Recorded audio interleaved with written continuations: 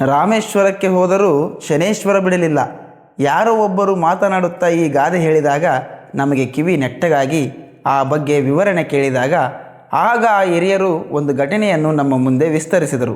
ಒಂದು ಊರಿನಲ್ಲಿ ತಿಮ್ಮಯ್ಯನೆಂಬ ಹುಡುಗ ಇದ್ದ. ಅವನ ತಾಯಿ ಪ್ರೀತಿಯಿಂದ ಅವನನ್ನು ತಿಮ್ಮನೆಂದು ಕರೆಯುತ್ತಿದ್ದಳು. ತಿಮ್ಮನ ಅಕ್ಕನನ್ನು ಪಕ್ಕದೂರಿಗೆ ಕೊಟ್ಟು ಮದುವೆ ಮಾಡಿದ್ದರು. ತಿಮ್ಮ ಮುದ್ದಿನ ಮಗನಾದರೂ ತಾಯಿಯ ಅಂಕೆಯಲ್ಲೇ ಬೆಳೆದಿದ್ದ.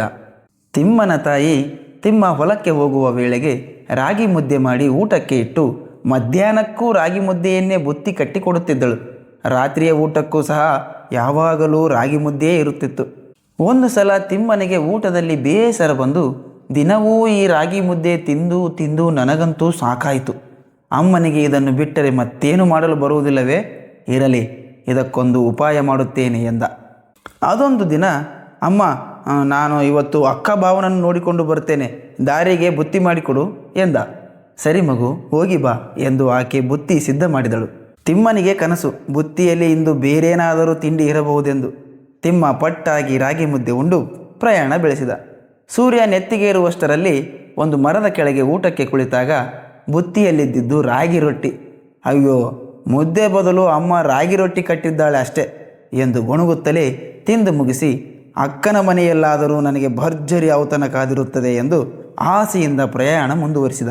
ಅಪರೂಪಕ್ಕೆ ಬಂದ ತಮ್ಮನನ್ನು ಕಂಡು ಅಕ್ಕ ಹಿರಿ ಹಿಗ್ಗಿದಳು.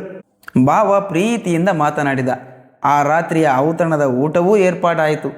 ತಿಮ್ಮನಿಗಾದರೂ ಮನದಲ್ಲಿಯೇ ಹಿಗ್ಗು. ಆದರೆ ತಟ್ಟೆಯ ಮುಂದೆ ಕುಳಿತಾಗ ಕಂಡದ್ದೇನು? ಅದೇ ರಾಗಿಯ ಶಾವಿಗೆ.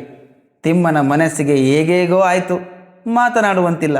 ಅಯ್ಯೋ ಭಗವಂತ, ಮನೆಯಲ್ಲಿದ್ದರೆ ಗೋಳಾಕಾರ ಮುದ್ದೆ, ಪ್ರಯಾಣ ಕಾಲಕ್ಕೆ ಚಕ್ರಾಕಾರ ರೊಟ್ಟಿ, ಇಲ್ಲಿಗೂ ಬಂದೆಯಪ್ಪ ಜಡೇಶಂಕರ ಶಾವಿಗೆ ಎಂದು ಮನದಲ್ಲೇ ಅಂದುಕೊಂಡು ಉಂಡು ಬೆಳಗ್ಗೆ ತನ್ನ ಊರ ಕಡೆಗೆ ಹೊರಟ.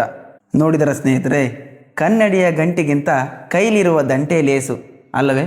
ಧನ್ಯವಾದಗಳು.